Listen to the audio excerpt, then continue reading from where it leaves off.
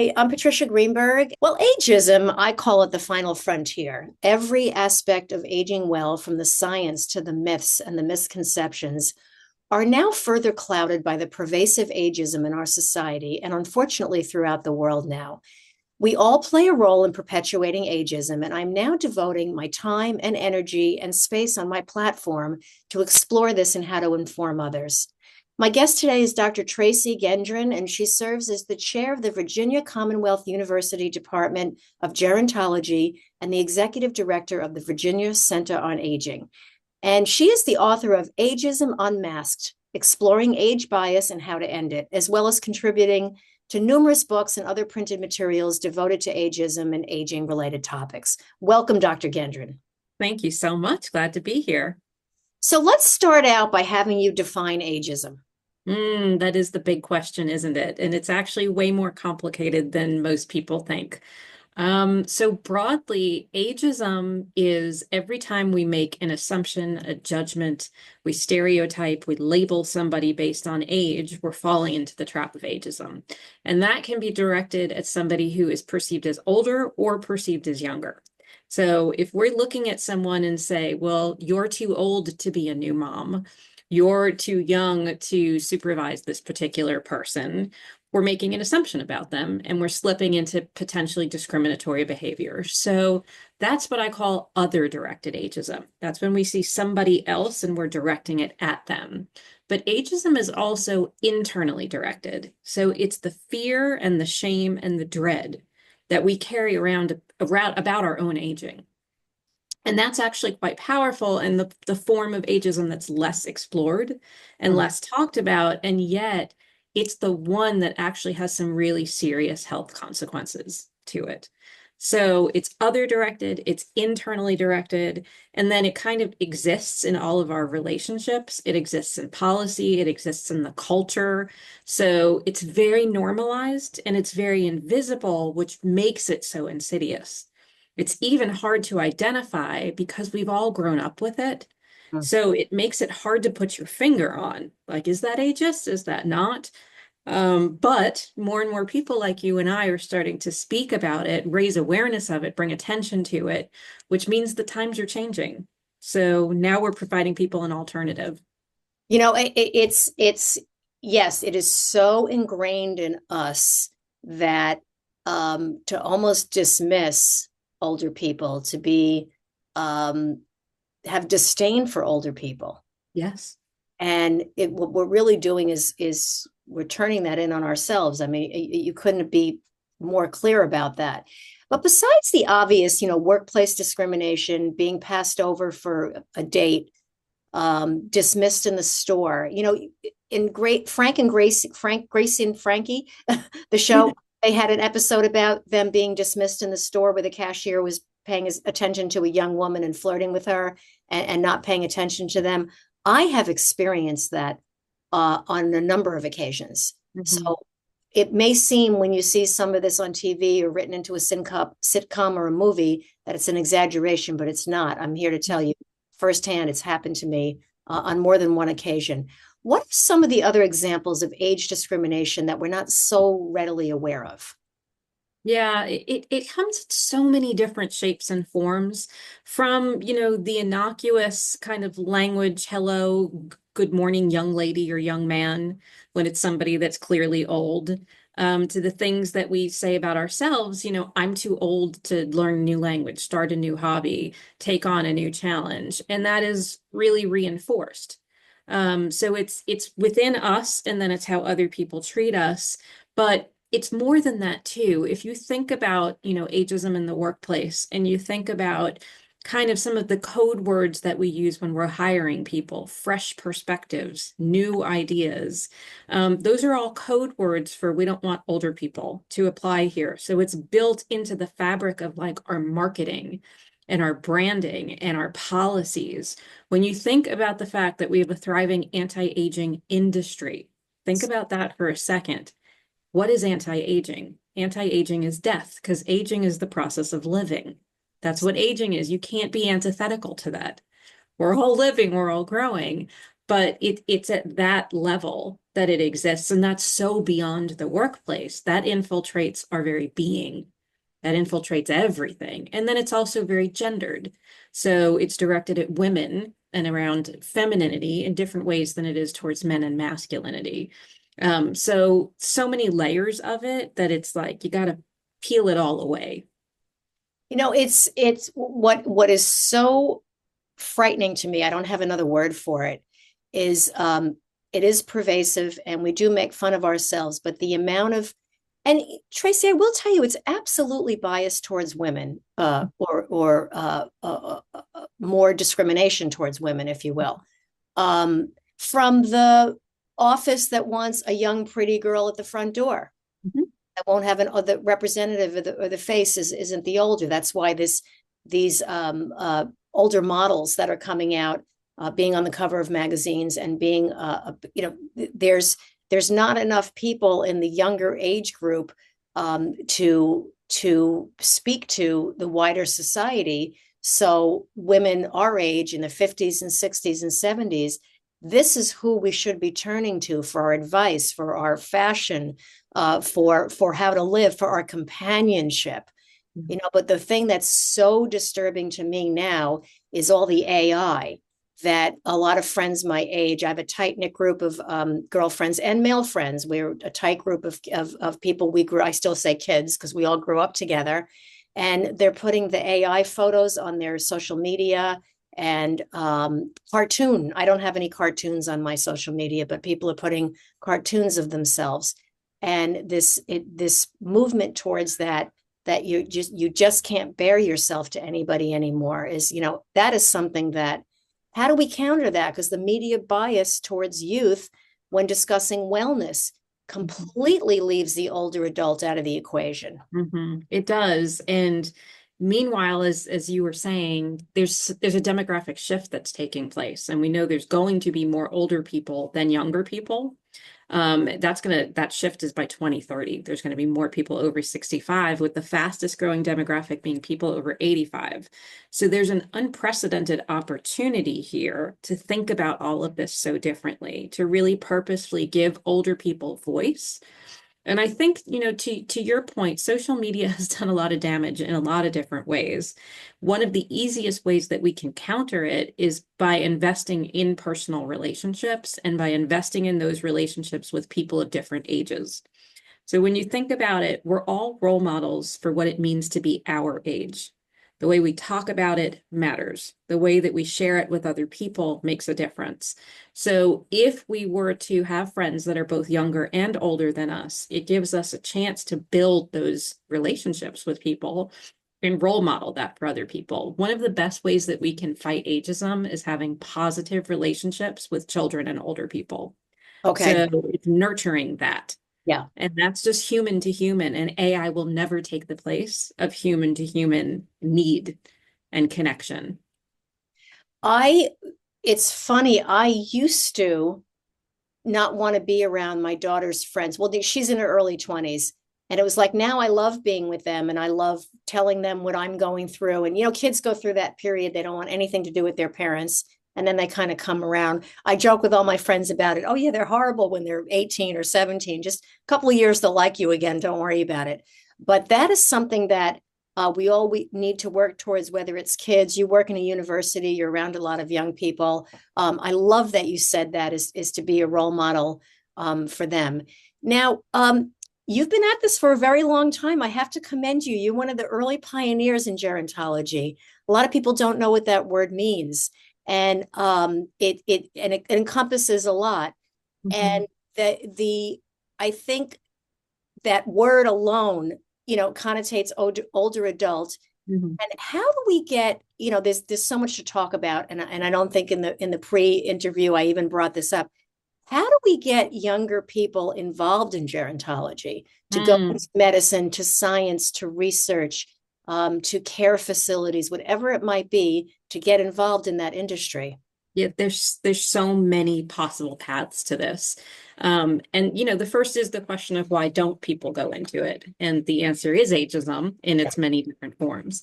But I think So many people don't even understand what gerontology is, don't even know that it's a field, don't know that this is a potential career path.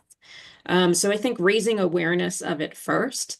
And I have to say, I think that the generation of students right now are really open to this dialogue. We have here at our university an ageism class that is for undergraduates. And you see the transformation. You see that they were like, I never thought about this before. I never put this together before, but they take to it really well. And so every person that we expose to it, we're creating change agents. We're creating people who are in their 20s who are going to think about their own aging differently.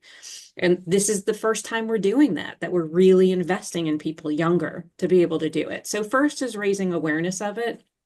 And then there's some structural things to be done. I mean, why don't people want to work in care communities?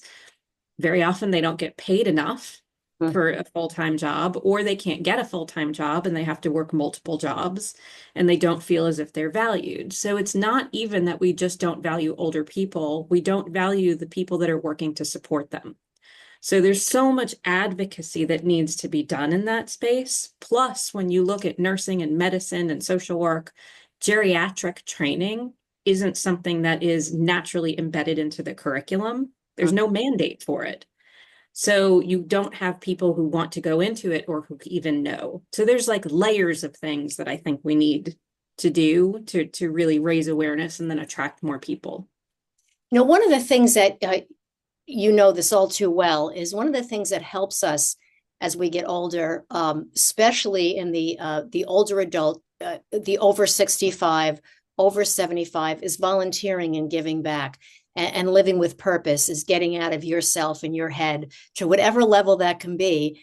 And I think one of the things I always call my guests my partners, because there's so much to share in partnering in this, is that I try to encourage older adults when they're volunteering to volunteer at care facilities, volunteer with older adults as well.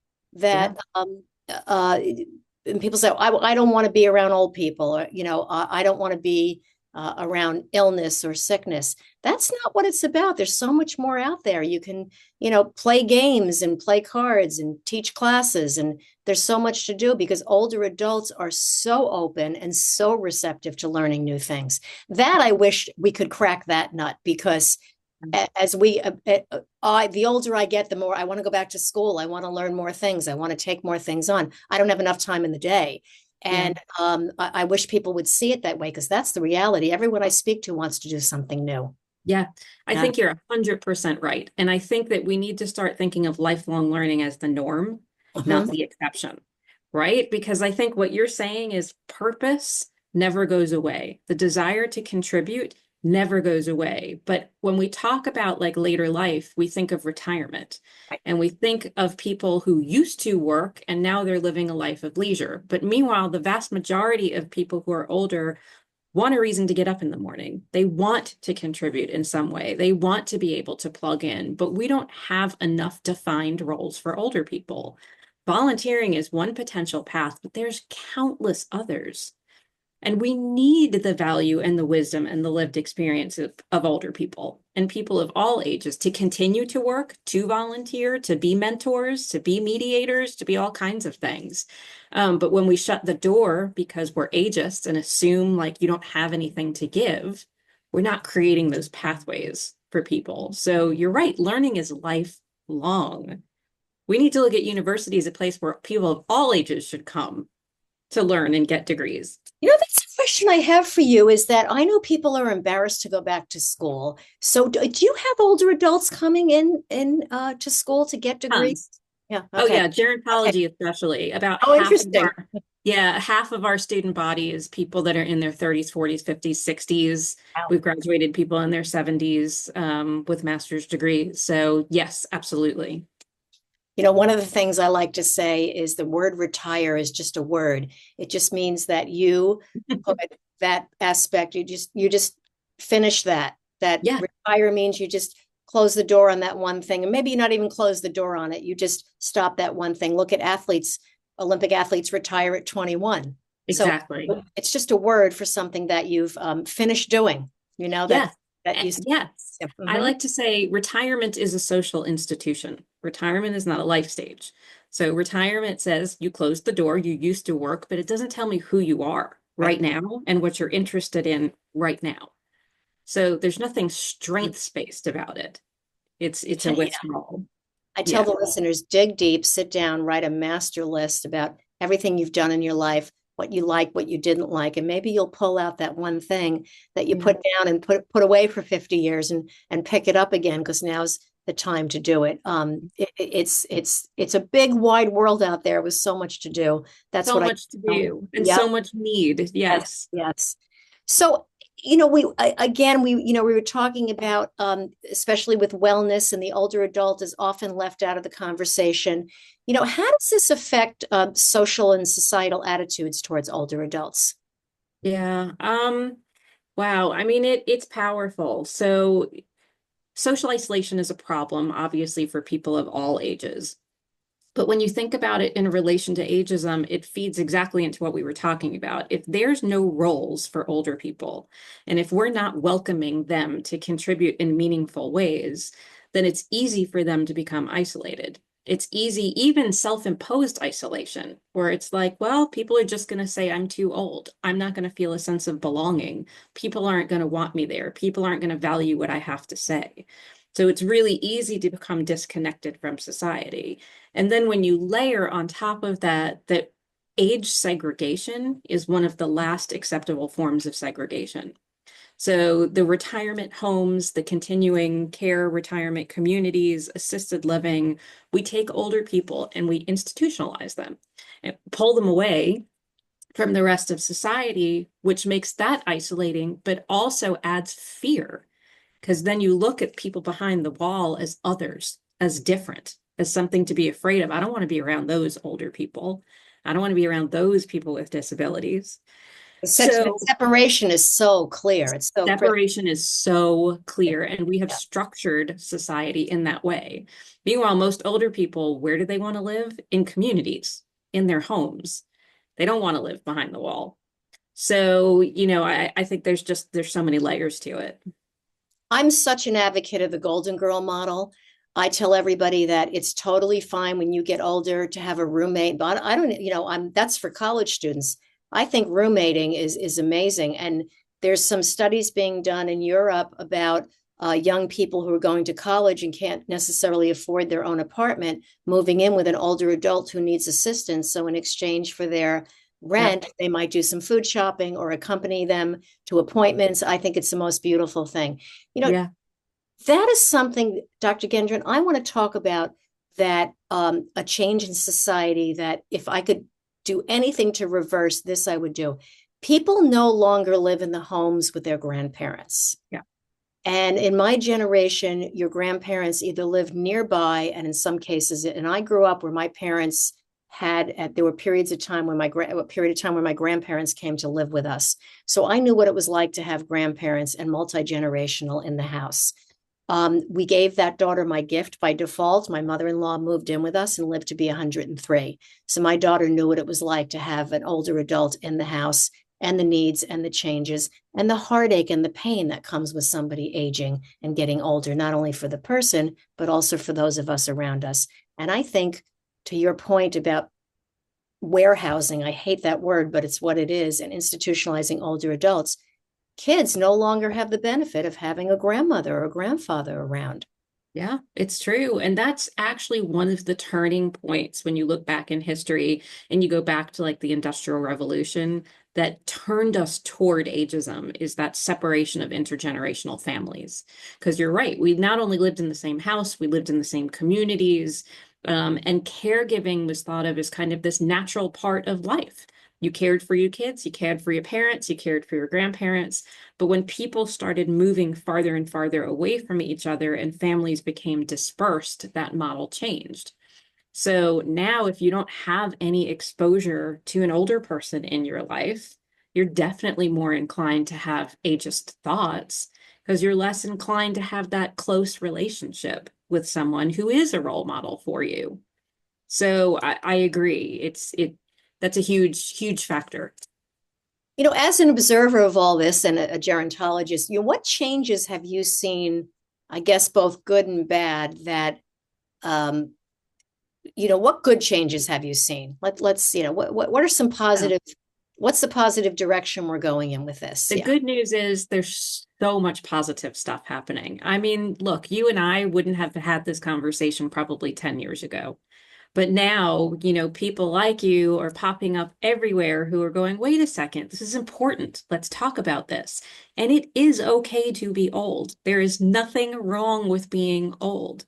And until we destigmatize being old, there's never going to be a word to cover it up, right? Being old is fine. Being young is being Absolutely. fine. It's just a state of being. That's right. That's all it is.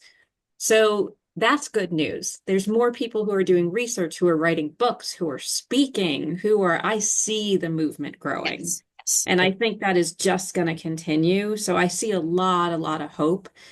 Even the word ageism wasn't in the mainstream 5 years ago. Now it's kind of more and more in the mainstream. So that's all the good news. The frustrating news is the same that happens with other movements. You take one step forward, two steps back.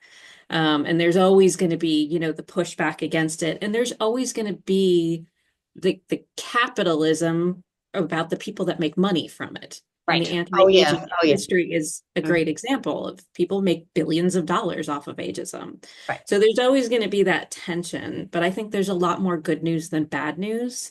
And it's really exciting to see it.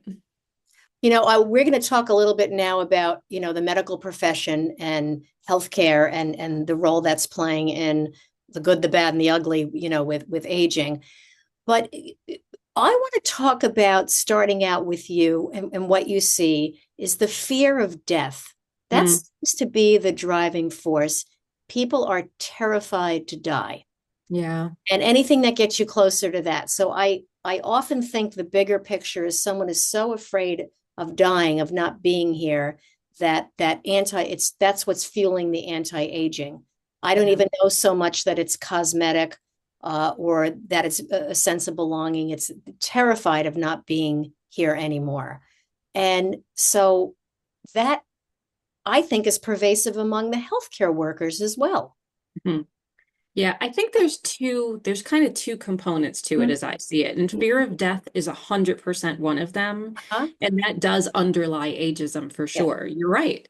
yeah. And part of it is, we tend to look away from death, which doesn't give us the opportunity to talk about a good death, Yes. what we might want in later life, having conversations openly with the people that we love about what I want. So instead, we end up making choices in crisis Mhm. instead of having a Yes. plan Yes. in place.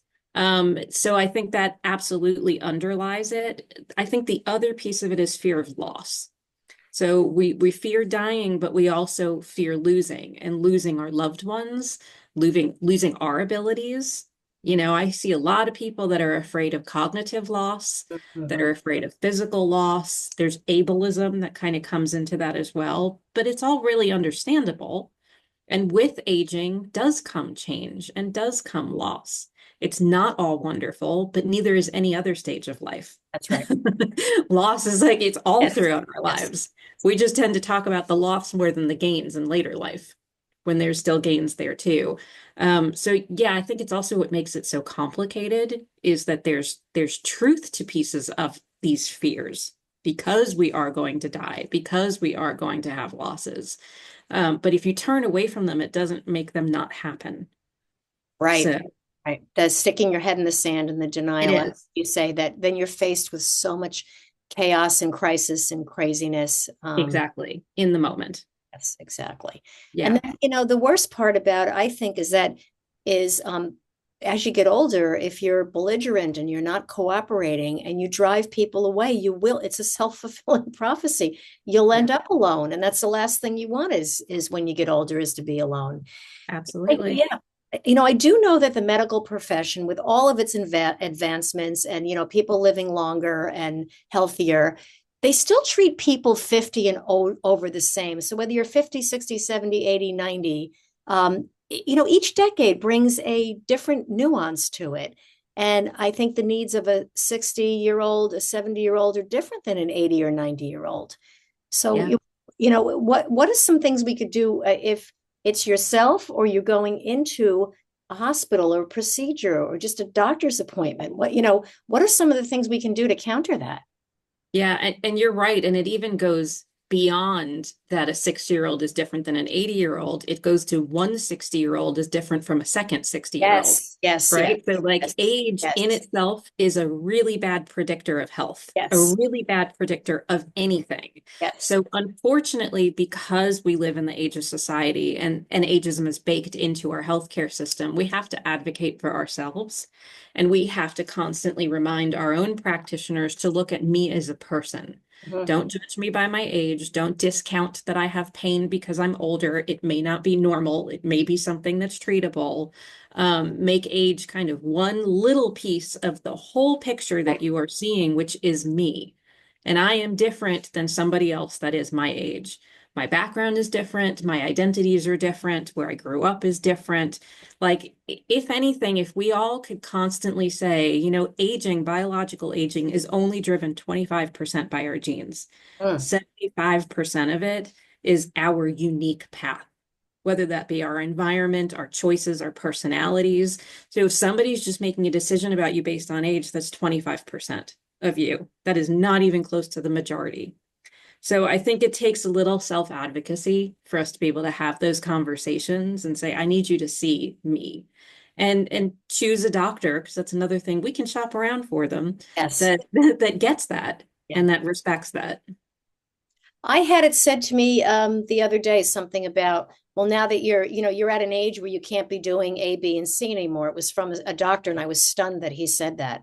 Yeah. Uh, and he does know my background that I am athletic, Yeah. and uh, I I can't. We have to do a whole nother show on that. Spend a lot more time on that. I know right now is a little more comprehensive, but talking about maybe we have to teach the doctors how to talk to patients and and say to them, take that they don't have a lot of time either. That's a whole nother issue with the medical profession is them having the time, the wherewithal, etc., to work with their patients. Dr. It's true. Gendron, what is your go-to when you're looking for the latest science on aging well? Where do you go to look for accurate study and research on aging? I tend to go to, the gerontological scholarship. Not so much, I'm always a little hesitant about some of the popular media because it just depends on how it was translated and what studies were done. And I know not everybody has access to that, but I just, ask people to do their own research about the advice that they're reading to see who's sponsoring it, to see where it's coming from, to see what kind of research is used. Another both benefit and challenge of having such widely available information is understanding the accuracy of that information. I would like so much for us to dispel so many of the myths about being older, and they're ingrained in us. And I talk about this a lot when I'm teaching, in that people were groomed a certain way, and that it, people don't realize how ingrained it is in their lives growing up. That and I don't want to get too much into the sexist, misogynist, this and that, but women were groomed to make sure they looked their absolute best no matter where they went. Otherwise, they wouldn't get attention and they wouldn't get recognized. And the worst possibility is you wouldn't get married. Nobody will want you. So true. And women in my age group are still carrying that around. And I wish there was, I know there's no answer. It's just a discussion. But, I talk to my girlfriends a lot that are my age, and we say all the time, we wish we had the courage and the tools and the bravery when we were 16 to say, hey, I'm short and somebody else is tall, or I'm one person's thin and one person's heavy, but we're all who we are. And instead, everybody was walking around, even the girls who were popular and this and that, not feeling good about themselves. And that carries over again into your work life, your married life, your adulthood, and the stigma of being homosexual, the all the things that if you didn't fit the norm, you're carrying that around. And it seems to me that people are feeling that at an older age to, well, I never fit in, or Mhm. I never got what I wanted, or nobody ever liked me, or people don't understand me. I like to tell people that you can find a whole social network at any age, Absolutely. in any walk of life.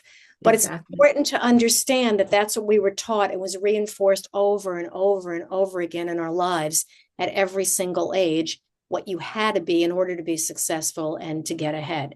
And that's something that I think is part of the equation of self-ageism.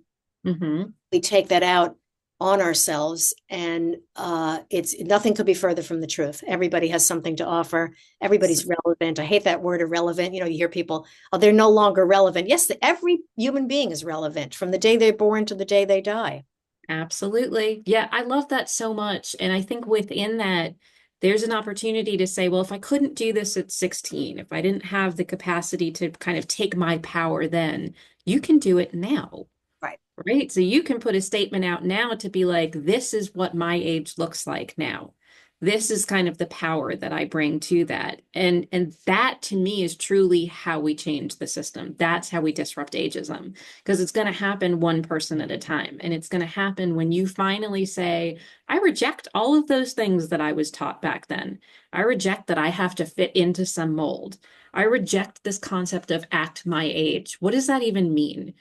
What does it mean to be of any certain age? I just know what it means to be me at this age and to put that out there and take the power back. So, I mean, imagine if you and all of your friends and every one of us decided like, all right, I'm going to do that now. The culture would follow. The culture would change. Absolutely. I love that. And we're all going to keep working towards that. Yes. Do you have any quick overview on what to pay attention to specifically when working with or caring for older adults? So I think if you're in a position of working with or caring for older adults, my suggestion would be a couple of different things. Make sure that you're checking in with yourself about what goals you have for this person and what goals they have for themselves, and prioritize the goals that they have for themselves. So we often go into these kind of caring relationships, I think being overly cautious, overly caring, we want to protect the people that we love. Let's just say I'll use my dad as an example. He lives up on a hill. My parents live on a hill. And when it snows, I don't particularly want him shoveling outside because I'm worried that he will slip and fall. But he wants to go out and shovel. Well, it is not my decision to make. He is an adult. He knows the risk. He is quite capable of it. But you can easily see how we slip into that, like, no, no, don't do it. Don't garden. You might hurt your knee. Like, so check in with yourself and Yeah. that need that you have to protect this person and recognize your job is actually to support their autonomy and their agency. So have open dialogue with them, really put your shared goals at the center of it, but it's very easy to fall into infantilization Oh, yeah. of older people. So we just have to recognize these are fully formed adults. These are not children. And so we need to kind of, let them be the driver of their own decisions. And then with that, we can think about the language that we use and, the ageism that gets embedded with that. How about we skip sweetie, honey, dear, and all of that kind of infantilization and elder speak. And then we can also think about the reflection of how we feel about our own aging when we're with someone that we're caring for and if it triggers any fears within us. So I'd say those are some broad strokes. Excellent suggestion, because I know that if we study cultures throughout the world, I use America as a big broad, but I think within there are people who have come from different countries and different cultures who do revere their elders. And so, it's kind of like a twofold, just like kind of a statement and a question. So we should look at that and learn from it, that people revere what older people have to say, and that their wisdom and their advice and their life experience, it can be very, very beneficial and life-changing for us if we would just listen to it.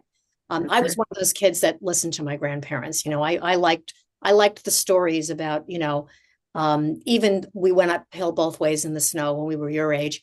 but also, they lived a life before there was television and before there Yeah. was, they got all their news from the radio and a newspaper. And I hope to think it was a little more accurate in those days than what's going on now.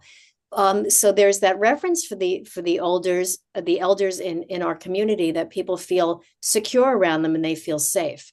And they let them go when it's time. When their time comes to leave the earth, they're okay with it. These Yeah. cultures who revere the elders say that there is a lifespan, and there isn't the screaming and crying and I did everything wrong. It's like the process is understood and it's sacred.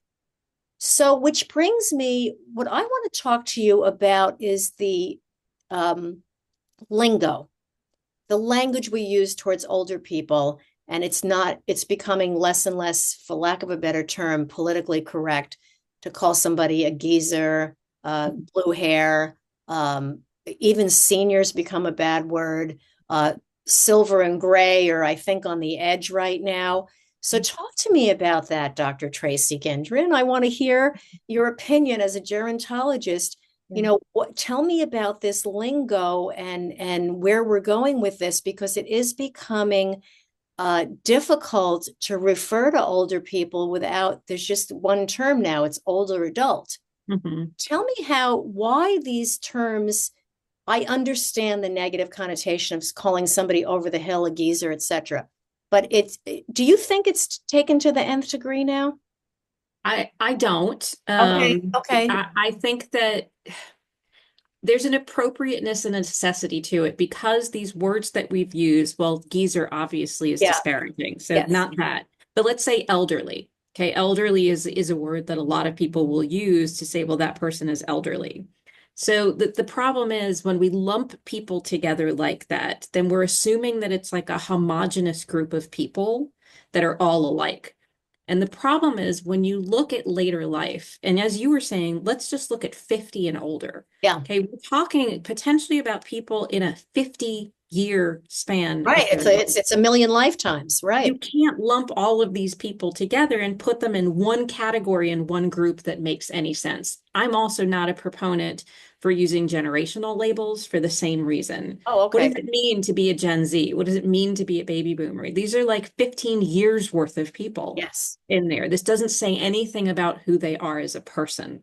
So I think that's why we've moved away from that to say it doesn't recognize the individuality that is within each person.